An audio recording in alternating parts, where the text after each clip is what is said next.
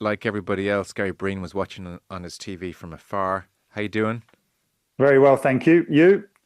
Very well. That was so bad. Ah, it's so frustrating. It really was. And you kind of look at often in football, certainly league football, you kind of assess where you are after 10 games, and it gives you a true reflection of where you kind of are. And yet, that was Heimir's 10th game, and it felt like regression from the game against Senegal in terms of how good we were, how we played, the shape. And he talks about and he references so much about the basics before details. And I thought, okay, you got the basics really well against Senegal. Now shows the details. And it just wasn't there. We've seen a team sitting in their 4-4-2 shape, so passive in that first half. I'm looking at it and thinking, come on, lads, what are the triggers? Where are the moments when you know you can jump out of that shape and close down, influence the game? But it just looked like we were just set up like a boxer, gets himself in a good position, gets his guard up, but then just doesn't throw a punch. And it was so frustrating to watch that. It really was. Yeah. So is that just we're all on holidays tomorrow kind of atmosphere? Um, Listen, I understand that those summer fixtures are difficult, but time is of the essence. It really is in terms of how quick this World Cup qualifying campaign will be. We talk about coaches always wanting time on the training ground with players, and then which is going into this window. I was quite excited. I know it had an end of season feel, but I was looking forward to seeing where this team was developing, where its next stage was. And I could understand, and I genuinely believe the players and the managers talking about style of play that they felt and believed, genuinely believed, not hoped, believed that they could be successful and give a better account of themselves and challenge into those qualifying campaigns. But what we have seen there, and this is why I asked the question, why did he rest all the players that he did in the Championship? I know they hadn't played for 5 weeks, but that's enough time, Joe, to have a 2 week break and then just build yourself back up again and be there. This team is nowhere near the finished article. It needs every player ready there to go to make sure that when we have that first game in September, we're ready to go. We're nowhere near it. And the reason why he did that, that's not Heimer's priority to give players rests. They can have rests. And what we're hoping for is that they're not resting next summer. And I just feel that I think we've got so much more work to do. Yeah. Having said all that, Joe, because of the shape they play, I still think we should be further down the line than we are. I still think that's enough time for this shape and the coaching part of it to be better than what we saw last night. And do you mean on the ball or off the ball? Both. Both. I couldn't believe it in terms of, first of all, let's just say about, getting into that 4-4-2 shape. And you could see it. You're watching the game. You're thinking, okay, you're in good shape. Now influence the game. A lot was made about getting Senegal as one of the opponents to kind of mirror what Portugal are good at in terms of playing in tight spaces, deep runs, playing in pockets. So that was a real positive in terms of that. But don't make out that Luxembourg are anywhere near that. You do expect the next level to come where we come out of shape, engage, make it difficult for them. This is a team that hasn't won. It's won one game in 18 months. They finished bottom of their Group C in the Nations League. And then we got Nathan Collins, our captain, afterwards saying, listen, let's not forget, these are a very good team. And you're thinking, oh, no, don't start that stuff again. We had all that before with Stephen Kenny. Please, we've had some real clarity, honesty from our manager. And that's probably the best part of Heimir in terms of what he's done. But we're still seeing consistencies. And to a certain extent, you can probably expect this from this group of players in terms of where they've been and where they need to get to. But we're actually now seeing inconsistencies from Heimir in terms of what he's doing. He told us that Smallbone, is not a deep line midfielder. He's an advanced midfielder. And yet in the 2 games, we're not seeing him play there. Seen him play deep midfield and then left wing. Now, we've seen him in those wide positions before against Greece, if you remember, in them qualifying campaigns, the struggles he had coming out of midfield to get out and engage. And I think we saw it again last night. And then the frustration is that Heimir talks about needing real physicality in midfield. So Phillips comes in and after half an hour, he changes it and puts him back on the left wing. And I'm thinking, what is happening here? And the biggest frustration for me, Joe, more than anything, was our build-up play last night. Because I think at times, and certainly in games against Senegal, I identified, but that by design and by coaching, I'd seen that the likes of O'Shea gets in good positions, can make that pass, that breaking lines pass to Robbie Brady at left back, who's in high advanced position. And now suddenly we're playing lovely balls in behind the opposition's defence. We can get numbers running. We've got numbers in and around the box. Last night, I've never seen us so poor in terms of building from the back to such an extent that the goalkeeper just went from front to back. And these are not these are not difficult balls to play. Even if you're a centre back or a goalkeeper, it's just a clip. It's just a clip forward that you kind of play that ball 2 or 3 yards short of your forward so that their centre back can't come over, they can't swamp him and win the ball. And yet every ball was a fight ball over their heads, around their neck.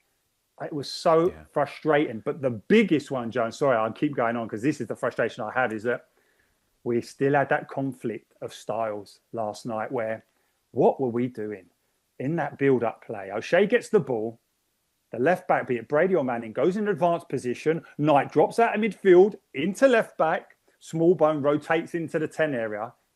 It was such a mess. I was looking at it thinking, that looks like someone who's doing a coaching course on their A license, basic coaching where it's not quite working. They had a design in their head for it to work and it's not working. And Luxembourg are literally just standing there going, go on, keep doing it. You're not moving us around and you're getting nowhere. It was so frustrating. I just couldn't watch it. Yeah. Digest that, Joe.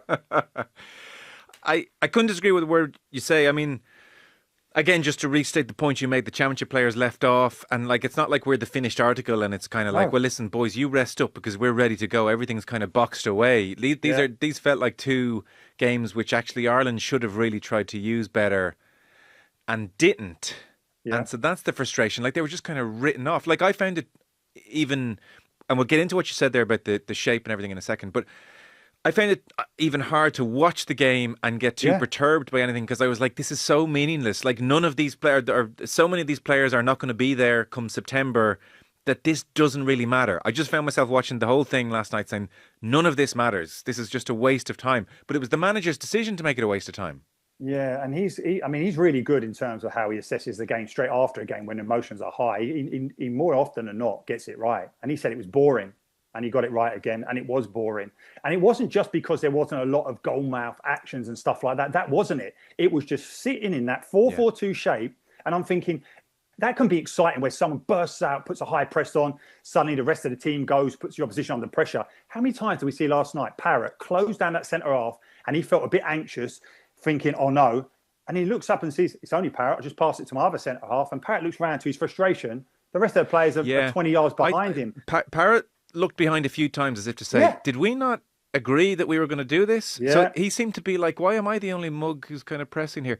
But again, I found it hard. It was obvious. 4-4-2, no one doing anything. It was like my Astro games after 10 minutes when everyone's wrecked because we're not fit anymore. It's like, lads, sit in.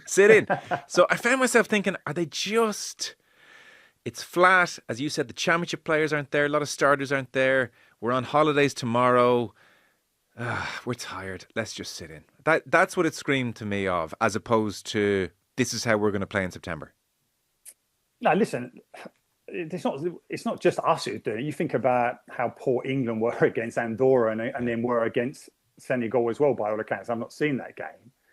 But I'm looking at it, I'm thinking, these are so important. The triggers in terms of that shape is that the setup, that's a really good shape, but there has to be triggers and there has to be an understanding of when to press. And I just looked at it and thought, Smallbone doesn't know when to come out. And then when he does, he goes too late. They just pass around him comfortably. Now, this is not top class opposition either. And I just thought, like, this is really poor stuff in terms of watching it. And listen, I've been in those scenarios, Joe, and it's easy for me now, like, you know, I'm not playing now to kind of like be overly critical, but I'm thinking, they are difficult games, summer ones. But at the same time, there was lads there who are chomping at the bit to play. They'll play all summer if you're given an opportunity to put a green jersey on. No, it's true. So, some of those players have no right to not want to press and get busy. Like, I mean, they're not starters. This is your chance to impress. So that's why it was slightly odd that some of the non-starters were playing like guys who thought, well, I'm a nailed-on starter. I don't really need to do much tonight. That was a little bit odd. Yeah, and also you talk about resting players. Collins and O'Shea have played nearly every game this season. I know Collins has, and O'Shea will be close to it as well. And they didn't get rested. It just, I don't know, it's just the inconsistencies now of what I'm noticing. And of course, I'm listening to every word Heimir says because I kind of want to see where we are on this journey. And coming into this window, I genuinely believe that these players, as opposed to before when I felt it was cult-like in terms of they were just repeating what Stephen Kenny was saying. I was thinking, there's no evidence to suggest what you're saying, kind of tallies up. Yeah. I felt it was going into this, and certainly after the Senegal game, but That was a major disappointment. It really was. Bearing in mind, Joe, that our next game is the World Cup qualifier. Yeah, it was strange for the dress rehearsal to not have so many players there who Yeah. could have been there. And you know, it's funny, you cannot listen to a politics show now without somebody saying the line about Donald Trump. Don't listen to what he says, watch what he actually does. It's like the great cliche in every political discussion. There's a bit of that with Heimir when it comes to what he says about wanting to identify his best 11, 14 players and play them together as much as possible because there are very few opportunities at international level to do that. Like when he came in and he said that, I thought brilliant because, you know, Ireland need continuity. That's how we're going to get really good. It's like Iceland, you know, to draw the obvious parallel. They had this, you know, settled team, built partnerships, knew what they were about, and just stuck to it. And I thought that sounds so good. But if we're doing the Donald Trump test, it's not really what Heimer's done here. No, that's so frustrating. Don't get me wrong. There are instances of it. The centre-half pairing looks really comfortable behind that shape. And I don't think the front six are doing a very good at kind of knowing when to press, when to hold their position and do get moved about. But the two centre-backs look really confident in it. They look far more assured back there. And you're thinking about O'Brien coming in as well in terms of the incredible breakout season he had at Everton under David Moyes. Queven in goal, the confidence he'll have as well. So that's why I was looking at it thinking, we've got a great basis here. And even though I'm mentioning those two centre-backs, we've still got other centre-backs who can threaten and may well afford us the opportunity to maybe put one of those centre midfield centre-backs into centre midfield, because that's another contradiction. He keeps talking about physicality. We have no physicality in midfield. And then when we do put some in there, he changes it after 30 minutes and puts Smallbone back in there. And I'm thinking, you're not like, where are we going? It's just conflicting messages that we're hearing from the outside. So what are the lads thinking on the inside? I don't know. It was one game too far last night, it felt. Yeah. That thing you mentioned about the shape on the ball, then you might expand on that for us, whereby Brady will push on in possession, which we're very au fait with now, and that's been something they've gone with, and Knight drops into that kind of area he's vacated, and Smallbone takes up a more central position. So your sense of that was, well, Luxembourg looked at it, it didn't overly confuse them, didn't move them around, and they were like, fine, it looks pretty and everything, but it's not hurting us. Has that kind of... It doesn't even look pretty. Maybe not. It doesn't even look pretty. Has that Brady pushing on, change of shape in possession, have you liked that before last night? Generally, has that been more effective? I loved by design how they were doing it against Senegal, and I was thinking, Darragh, you're a really good passer. Crisp pass into Brady into advanced areas, and Robbie as well, sweet his left foot, get on the half turn, receive the ball on the half turn, and just play the ball in behind. Senegal, high advanced defence up the pitch. There was one phase of play in that game against Senegal where we made Senegal overcompensate on their left-hand side, so they had numbers over there. Quick ball through the centre-backs. O'Shea has a pass now out to Brady, which will essentially see now 5 Ireland players in and around the box with him in space to cross the ball. And that space was created from him because Manning drove into central area to make sure that the right back couldn't get out and engage Brady. And I'm thinking, this is brilliant. Yeah. And it was by design. I thought, this is so well coached. The pass never came. And I had 3 examples of that, Joe, in the first 20 minutes at home for Ireland. Now, if we're going to be successful, those opening 20 minutes at home are crucial in terms of putting the opposition on the back foot, getting the crowd involved, and playing to our strengths. So I'm looking at that scenario and thinking, okay, they'll look at that now. They'll review it. John O'Shea will look at it. No better man in terms of passing out from the back. And they'll say, right, this is what we didn't do against Senegal, so now we're going to do this against Luxembourg and put them under pressure. No, they now decide to do this ridiculous rotation, which ultimately, I'm looking at thinking, why do you want Knight in left-back position? Because as soon as that ball is lost and broken, he can't get back into midfield to compete and to stop them on the transition, which Heimir talks so much about. And then our left-back is caught ahead of play. And I'm thinking, Smallbone is then in the 10 position, and by design, they're doing it to get him in the 10 position. If you want him in the 10 position, play him at 10. Yeah. Don't do all this nonsense. Do you know what it looked like, Joe? It looked like those Hollywood films where the hero comes up against this bad guy and he does all these kind of movements in front of him. And then suddenly he stops and he says, right, ready? Let's fight. Yeah. Because you've not even done anything with all that kind of showcasing your skills and all that stuff. It was a nonsense. And I presume, listen to you, I agree. So Knight dropping back into midfield. I'm sort of okay with that Left if back. he left back. Yeah, sorry, dropping from midfield. I'm sort of okay with that if he's like a combination of Pirlo or Busquets, Yes. but he's not. Yes. So my instinct there, listening to you, and do correct me if I'm wrong. Knight, there's no need for you to drop it. You stay up. Let's keep numbers up. And Yeah. one of that back three, once Brady is vacated, they should be good enough on the ball to play out and get us moving. No.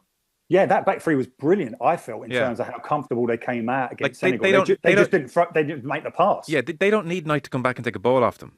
They don't, and then you hit the nail on the head. The best part of Knight's game is not on the ball. He gives the ball away too much as a central midfielder. So don't ask him to get on it. Let him do what he's good at and being tenacious, getting around the pitch.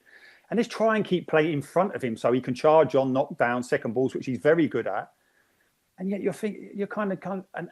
that was that incident when I'm looking at thinking, this is the conflicting styles that we've had, and maybe these players could be guilty of it because they've had three managers in a short space of time with Kenny, John O'Shea as interim manager, and now Heimir. But Heimir shouldn't be guilty of it because as soon as he sees it, he should be saying, "No, stop that! What are you doing?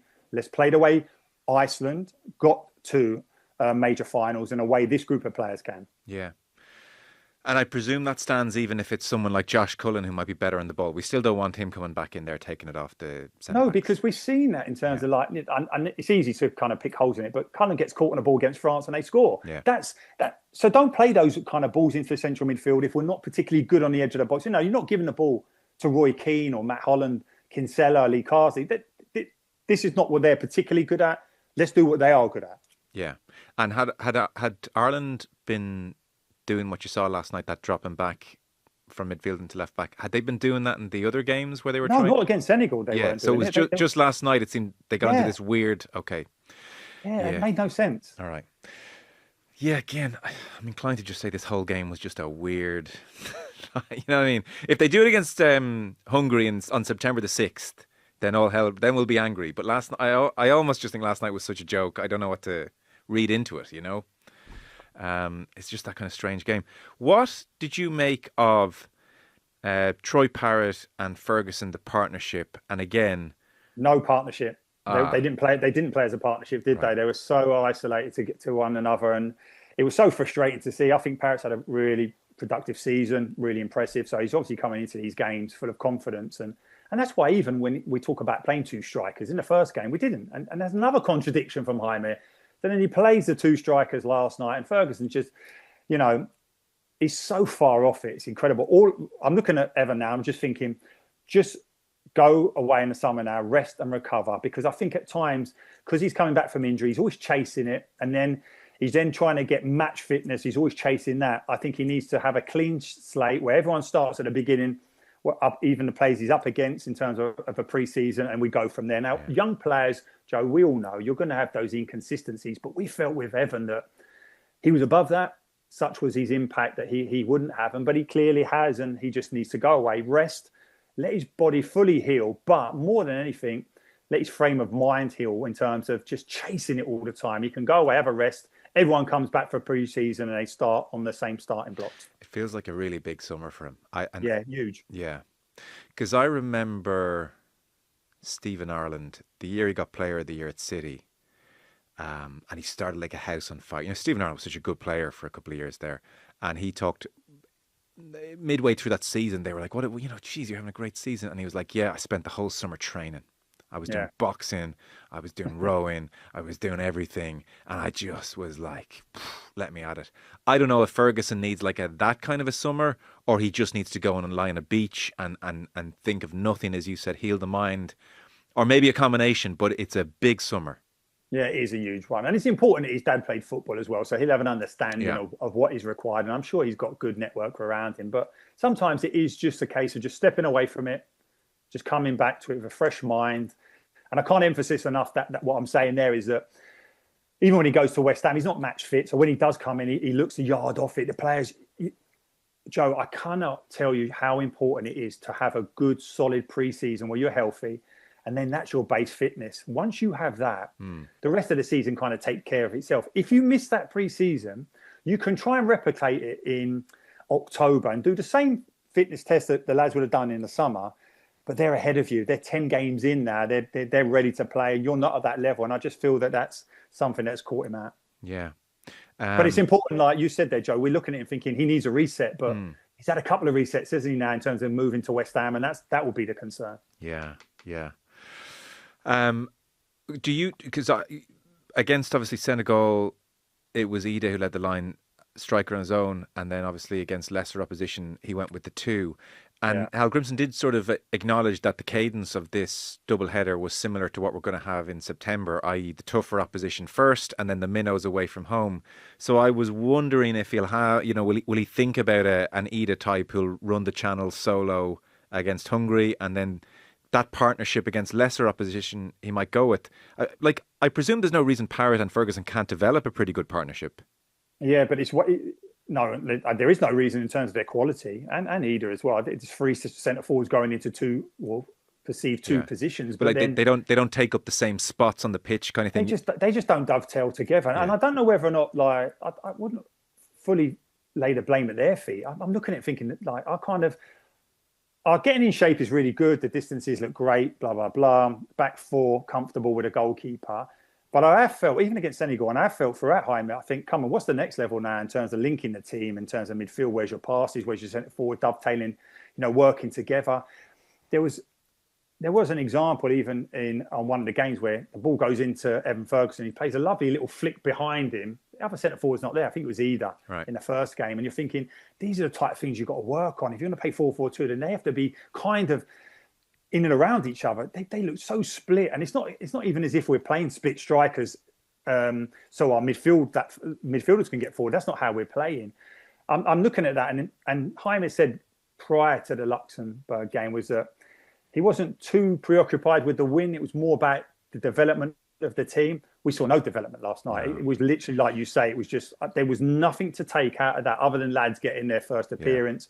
Obviously, the goalkeeper playing, John Joe coming on as well, a couple of other lads. But I don't know. I'm looking at that and I'm thinking, and also I'm looking at it and thinking, well, if you're thinking about Finn Aziz in terms of what he can give you at 10, or Smodic coming back as well.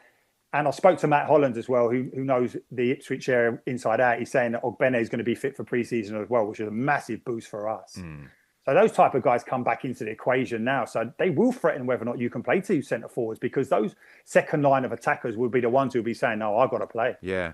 I mean, that was the thing last night. We lacked any of those link players. There was just nothing knitting that team together. Like it's even hard to assess Parrott and Ferguson last night, because the service was dreadful. It was honestly like you couldn't overstate. It literally was as simple as we were in our two banks of 4-4-2 for a lot of it. Your point about the Brady pushing on at times as well, but like a lot of it was just ball booted up to them and best to look. Yeah, I don't even think Noel Quinn could have dealt with the balls that they were putting. They were so high over the players' heads, and that would be a concern. If you're going to go from your goalkeeper to your centre forward and your team set up to compete for the second balls, then that first pass has got to be completed, and that just has to be dropping on their chest, in and around, a couple of yards short of them, so they come onto it. There's a little passes, release runners. If it's going over your head like that, you've got no chance. Yeah, because against Bulgaria in March in both games, Troy Parrott can link play really well. Yeah, they both, all three of them can. Yeah. Listen, they can always be better at it. Every player can be, but they're willing. They don't shy away from that physical confrontation. They all enjoy it. And if you think about the best moments of Ferguson, certainly playing in that Brighton team under De Zerbi, he was brilliant coming short, receiving straight balls from centre-backs where you're not, we were told never to play straight balls. You're giving your forward no chance, but he was brilliant at it. So, I don't know. As much as I'll be critical of the fact that they didn't work as a pair, the service into him was awful. So to put a final thought on it all, could I put it to you? It was almost so bad and such a non-event. There's no point getting too worried about it. You can almost just write it off as just a weird, specific night. Or has it kind of punctured a little bit of your enthusiasm ahead of September? Has you a little bit more worried about September? Oh yeah. Definitely. It's made me think we're further, we're not as far down the line as I would have hoped to. And you're right, Joe, to identify that these type of games do kind of rear their ugly heads at times, but that more often than not is in a 38, 42 game season. So you kind of suffer it. This can't be happening 10 games into his tenure with a World Cup qualifier that's so crucial in September. It has to be better than what we're doing. And this system we're playing is kind of been simplified to make our players more competitive. And I genuinely believe that they feel they can be within it. And I would argue that at times where we're saying about resting those players, you need to take advantage of every time on the training ground with them. But I do think that because this system is so basic, I think there has been enough time. And that was my biggest concern, is that I'm thinking you've had enough time to get the basics of this system in place, not just standing in shape in terms of the triggers, who releases you to jump out of that shape. And I don't think we're anywhere near it. Right. Okay. Oh, you don't like the sound of that, Joe, do you? I heard that big sigh. Well, it's just... I'm losing track now of how many campaigns we've lost our first or second or both games and been out of it. And the thought of us being here after Hungary and then Armenia in September and saying, God, it's another 2 years until we've meaningful games again, is... I don't think I can take it. You know, I want the hype train to start on the 6th of September. How do you feel about that, by the way, given that in your day... They were long qualifications campaigns, you know, pot marked across like September and then March and summer. We have 6 games, 2 games a month, September, October, November, done. Yes, massive. It's such a different remit, isn't it, in terms of it puts so much emphasis on who's available in those opening 3 months, you know, because over the course of a qualifying campaign, you know, players will come in and out of the team because it's over such a long period with injuries, form, whatever. But these players have to literally hit the ground running, and that's what's the concern. I do feel that this is, on a positive note, I do, and certainly going after the Senegal game, I was thinking, this is kind of moving along in the right direction, a bit slower than I would have hoped, bearing in mind the system that we're adopting. Yeah. But we are seeing emergence of so many players. But the worry for me, Joe, is that we're seeing a lot of a muchness. We need something to jump out and emerge, whoever that is, whether it's a couple of players who make the difference or it's the system that makes the difference. And if we can't have that real quality individually, that's why it puts so much stock and pressure on the collective and being so good in terms of what you do as a group. And that's why it was so deflating what I saw last night, is that it didn't look like we knew exactly what we were doing. I felt we should do, but I'm looking at it now and thinking that there's a lot of options in terms of players available, but there needs to be someone who jumps out and really grabs those starting 11 positions. It really does, and proves to be the difference from where we have been in recent campaigns to where we need to be in this next one. Yeah. Did you watch much of Portugal over the Nations League at the weekend, by the way, last week? I saw bits and pieces of it, but listen, one thing I will say about Portugal in terms of playing, how expansive and how brilliant they were, both them and Spain, is that they were allowing each other to play that way. Yeah. Now, we're not going to take them on that way, so we're going to make it more difficult for them, and that's why Heimir talks about so much about how good we are without the ball.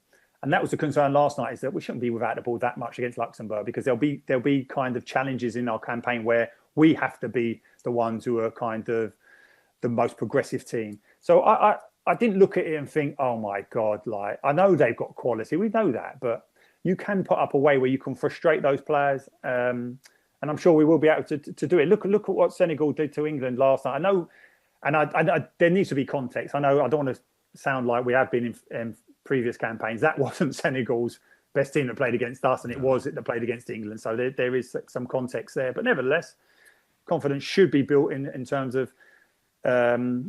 Our goalkeeper didn't have many saves to make, so you know there where you build from. I just felt that we'd have more layers on top of those foundations. Okay, interesting.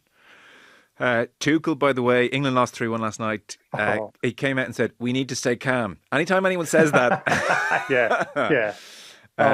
Roy Keane was on ITV. He said, "We're looking on the outside in, but there's something missing here. They don't look like a happy group. Are they all in it together? Is there a proper spirit there? I'm not so sure."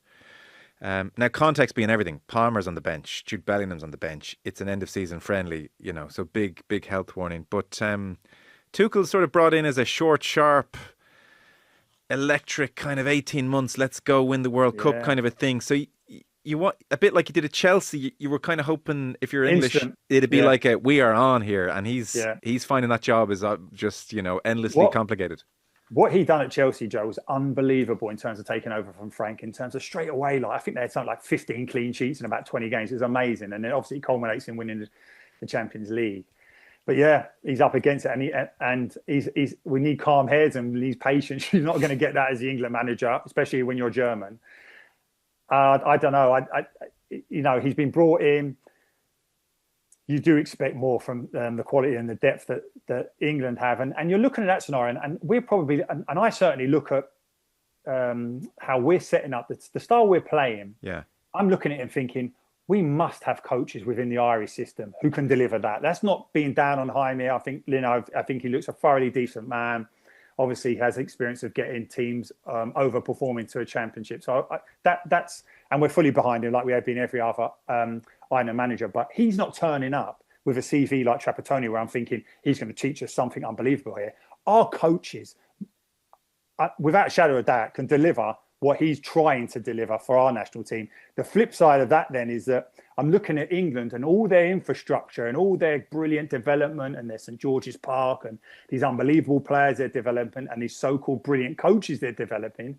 And yet they still went, no, we're not having none of that. We're getting Tuchel in. So you just don't know. No.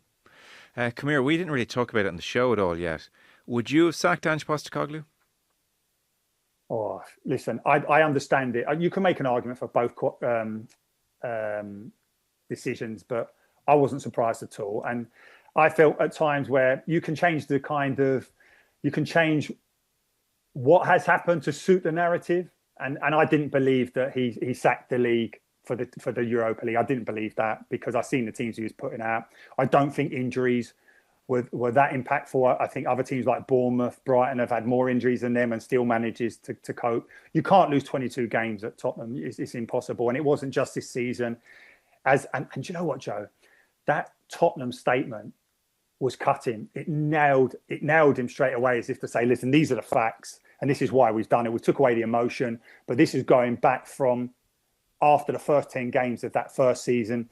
The form's been awful. Now, having said that, when he's back four and his goalkeeper in place, and I'd said this in the build-up to the final, I kind of found that stat. I think a few people have jumped on it now. When they played, I think if they played together, their points return would have seen them second in the Premier League. Now, that's not to say they would have been, but that just shows you how important having your back line in place is. We saw it when Van Dijk done his cruciate. Liverpool virtually capitulated at the back. They weren't a threat at all. But I felt, looking at it now, that Ange will be forever considered a hero at Tottenham. I don't believe that he should have had the next 15 games of next season, because I'm not sure which Ange you were getting. Which one was it? If Liv is looking at that and they're making a decision going, what manager have we actually got here? Have we got one who's just so focused on playing Ange ball? Or have we actually got the guy who played like a low block, defensive minded to win it? Which manager have we actually got here? And that's what you had to weigh up. Yeah. That was I was sort of all for he's earned it. The injuries were crippling. Some of the stats in terms of goals scored and goals against weren't actually a million miles off the season before. They were just coming out the wrong side of games. So I was willing to go along with the sense as well that winning the Europa League could have, we're human beings, not robots. So it could have just created something in the group and an impetus to kick on. But your point was the one where I was always like, oh, Ange, I don't know. You literally won the cup playing against, in a way that you completely disagree with. So that which is it, as you say, that was tricky. That was tricky. So why didn't he adopt that kind of way in the season? Because if Tottenham had finished 10th, 15th, or maybe not 15th, but 10th, 12th, you'd have half suffered it and say, okay, but they can't be finishing 17th, where in other seasons that points tally is enough to get relegated. Yeah. Okay, so it's summer. I guess we'll probably talk in a couple of months, unless you're going big on the Club World Cup. Are you all in on this? Is this floating your boat? No. Oh, but listen, I'll take an interest in it in terms of that, but it's not something that. It's been a great season. I've thoroughly enjoyed it. I've had the absolute pleasure of doing all the Premier League games on a Saturday, and I felt that's been so exciting in terms of the various stories. I've loved the fact that, and in keeping with Ireland, I've loved the fact that Pep is now going away from this tiki-taka. He's going about more physicality. Can you get that ball in those forward positions in a way that Bournemouth play? And I'm thinking now that Ireland thinking, well, listen, You know, if Pep says it's okay, we can do it, as opposed to everyone saying, well, Pep says you've got to rotate the ball, so we're doing it. Rotating the ball for about 15 minutes on the edge of our box, going nowhere and losing games. So I've loved that, the way that football's always evolving. I've loved that. I'm looking at the signings that each team are making. I'm thinking, this is exciting. I've loved the fact, the Champions League and the European football was absolutely sensational. On commentary, I think I must have said wow about 15 times. And now if you're doing that when you're supposed to be professional, then you're watching something special. And I hope that we see that again next year. Totally. And we touched on it last week, obviously. PSG performance was nuts. Like, and I know Inter fine, but if that is where football is going, I mean, that was one of the greatest performances I've seen. It was like jaw-droppingly good. Oh, Joe, but do you know what, right? When I done the Liverpool against PSG, where Liverpool won in Paris, they were sensational. I saw something, I thought, oh my God, Vitinha is going on his 6-yard box, taking the ball off the keeper. Liverpool were brilliant at pressing, go after him, and he just drives through him. And the game was amazing, and it was incredible to see Liverpool have that resilience to then suddenly win. But how PSG evolved within that season was amazing. We covered the game at the Emirates, and they looked like a youth team. They looked so far off it as Arsenal just bullied them, and the most pragmatic, professional performance. They just literally just pushed them aside as if they were playing against apprentices. 5 months later, this new PSG turns up and comes into our sphere, and you're thinking, Luis Enrique, you are an absolute elite genius manager, how he evolved that team. And I watched that Vitinha and João Neves and Dembele and all those type of guys. I know you'll have the kind of starstruck ones of Doué and Barcola and those type of guys. But that midfield three, those three musketeers in there for Paris, they were sensational. And I cannot wait to see that team develop. And isn't it, like there's so much running in Vitinha. I mean, I don't know what he catches my eye more than the others, but like even if you're trying to press this guy, he's like the next level of, well, I'm sprinting 15 yards that way, 25 yards that way. I'm like all these angles all the time. You press him, he's running beyond you. Like it was outrageous. What he looks like? It's so true what you said there. Do you know what he's like? You know that little tenacious scrum half who seems to be everywhere? Dupont. He's Dupont. Yes, he is. He's at the bottom of the pack, then he's driving forward, then he's back, and you're thinking, like that. Yeah. And I don't know whether or not because he's on the ball more, it looks like, but his partner next to him, those two young Portuguese, well, that's a worry, isn't it? Them two up against us. And that's the worry that you have, is that Heimir keeps talking about physicality as if it's like 6'2", 6'3" central midfielders. It's not. Running. It's presence. Yeah. It's presence. That physicality is presence. And Mark Kinsella had it. Matt Holland, they're not 6'2" guys. Roy Keane. There's your perfect example. And N'Golo Kanté, them type of guys. They're not all 6'4" like Vieira. And that's what we have to find. And that's what we're up against. But exciting. Yeah. What a great season. Yeah. Super interesting. Listen, thanks so much. We will talk to you when we talk to you. Gary Breen, thank you. Thanks, Joe. Enjoy your summer, mate. Good luck.